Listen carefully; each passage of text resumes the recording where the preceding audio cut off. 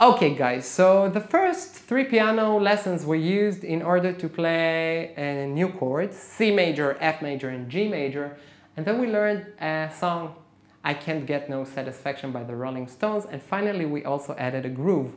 But this piano lesson is dedicated to giving you some tips about these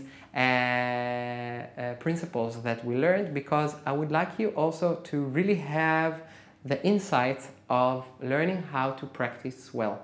So let's go to the piano and I'll show you exactly how to improve your practicing in order to save time, in order to prevent yourself from hurting your hands, and in order to be really efficient at playing and learning to create a wonderful and great musical experience. And this is a bonus that you won't get anywhere else, because everybody's promising you, I'm going to show you how to play the piano within a few steps. And well, I'm going to do that. This system is wonderful and it's efficient and it's quick, but I want to be an honest piano teacher and to create something personal that gives you a whole idea of what piano playing is all about. Okay, so often people don't realize that there is a difference between playing music and practicing how to play music. And what is the difference? When you are playing music, you are presenting the final result of your practice. It means that you are actually playing in the original tempo, so the original pace of the song, just like you choose to play it, and you don't stop in the middle. You are playing the whole thing straight from top till the end, and you are trying to make it as perfect as possible, as fluent as possible, and basically it's something intuitive. You do not think, actually, when you do that, you are basically just letting it go. When you practice on how to play anything, a song, an accompaniment of a song, a classical piece, you are practicing and you are playing the whole thing very, very slowly. So you choose a pace that will help you to play each and every bar while having the time to pay attention to all the small details. So for example, if the two first bars of I Can't Get No Satisfaction are C major moving to F, okay, so I'm not gonna play them with a groove. I'm gonna divide my work to steps, and I'm gonna start working only in block chords, so playing a chord, bass, and the harmony, 1, 2, 3, 4. So 1 chord per 4 counts, okay? Because first I would like to know that I'm familiar with how to set my fingers on the correct piano keys.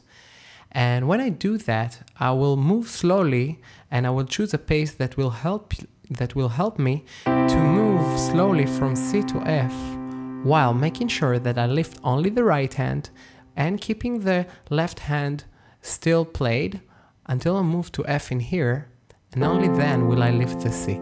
It demands me to slow down the pace, to leave my ego on the side in order to pay attention that I don't lift the left hand without paying attention that I did so, okay?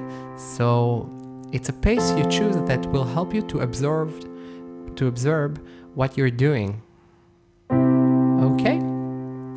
Second of all, I will make sure that I'm not playing stiff.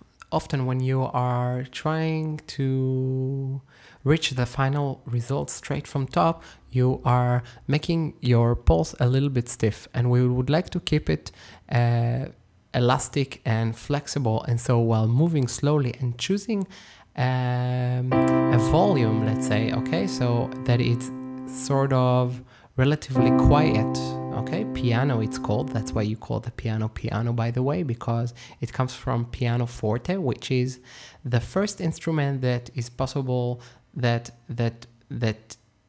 it's the first instrument that made it possible to play both forte, strong, and piano, soft in Italian. These are words in Italian. So I'm playing softly, piano, and then I move to F. I'm keeping everything really relaxed and soft, and this helps me to get to the level of awareness that is required for practicing. Slowly, I can improve the tempo gradually in order to achieve the original tempo, but it might take some time. Now, I'm dividing the piece into parts, and let's say I'm playing only the chorus, so I can't get no, moving to F. See how slowly I'm practicing?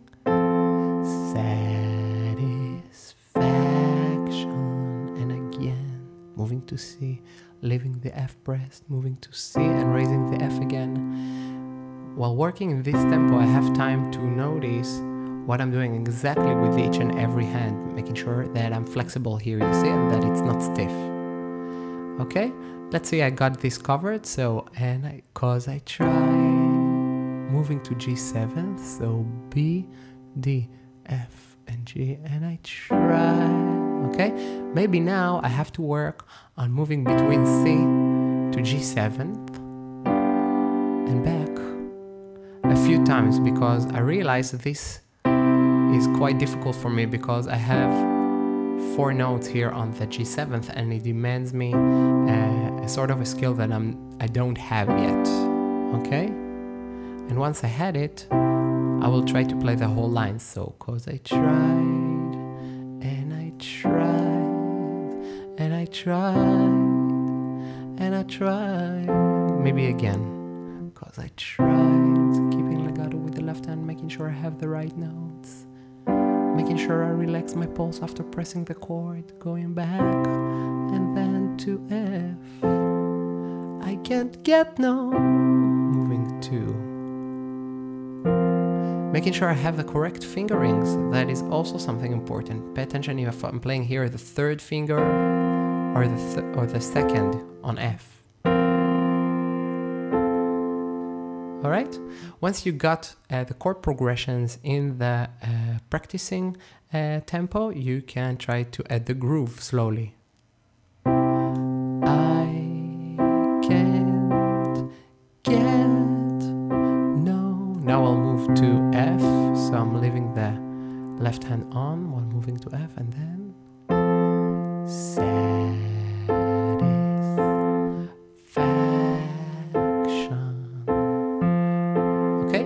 So you start by playing the chords in blocks, you divide the piece to parts, practicing only on the verse or only on the chorus, and then dividing the chorus to lines and working on chord progressions you find difficult.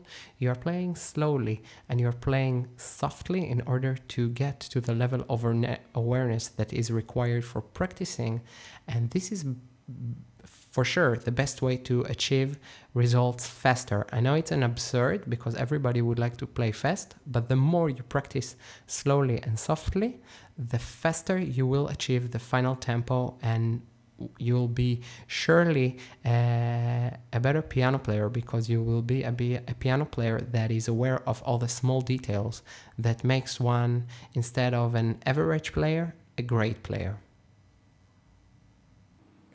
Okay, so as you can see, we need some discipline when we learn to practice piano, okay? We can move quickly between the chords, but then sometimes we forget to move to the correct fingering with our left hand, or we are stiff a little bit, or we play everything quite average. And I want you to be really great players, so that when you play in front of your family, they can hear that you've been working hard and that you learn to play beautifully, so I can be a really proud piano teacher.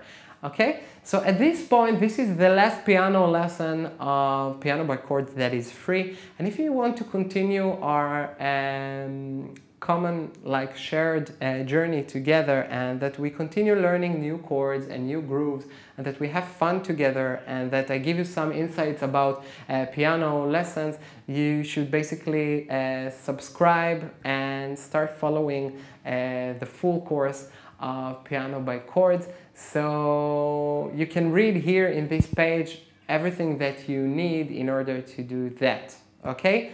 I had lots of fun with you. If you decide that you don't want to move on, okay, I hope you had fun with this, and I promise also to continue providing new piano courses that might be interesting for you, but actually I'm really hoping that you will join us, because I want to teach you how to play all the wonderful songs like the Lazy Song by Bruno Mars, and really like some great surprises I'm keeping from you. I'm keeping from you and for you. Okay, so I'll see you in the next piano lesson. I hope you had fun with me doing these 4 piano lessons, and until then, goodbye.